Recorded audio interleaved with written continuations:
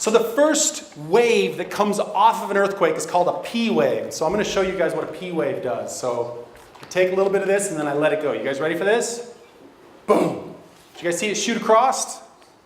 So P waves, it's P for pressure. And that makes sense, right? So just like the image, you see them stacked up or stretched. And it's that pressure that travels through the earth. And what do you guys think for speed? How fast do you guys think the P wave is? Think that's very fast, that pressure wave? That's the fastest wave that earthquakes send out. So right next to P waves, put fastest wave. So the next wave, just like our ocean waves or our ripples with earthquake, are called S waves. You guys ready for this one? So here comes an S wave. Did you guys see that? So S wave stands for shear wave. So it's a side-to-side thing, isn't it? It's no longer pressure, it's a side-to-side. So let me show you again. So there's our shear wave. And you actually could probably notice, if you paid very close attention, that this is a little slower, isn't it? So shear waves are just a little bit slower than P waves.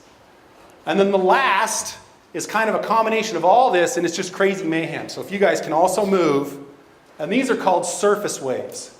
It's the surface wave that's not on here, that's the one that causes most of the destruction. So they're huge, they're moving in every which way direction, but those waves are just traveling on the surface of the earth.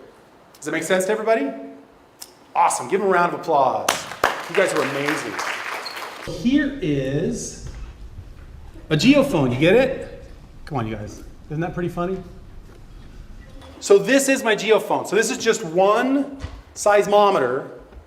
And so I want you guys to think of how the motions go when this gets hit by those earthquake waves. So what's our first wave that hits our geophone? P wave, right? So if this is our ground, it's going to move this way, isn't it?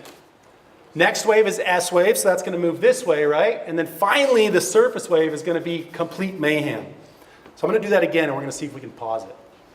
So here we go. Let's let that. Okay, first is P wave, then S wave, and then finally our crazy huge surface wave. And if we pause that, that's what we're actually seeing in our chart, isn't it? Does that make sense to you guys? The different motions that geophone is sensing?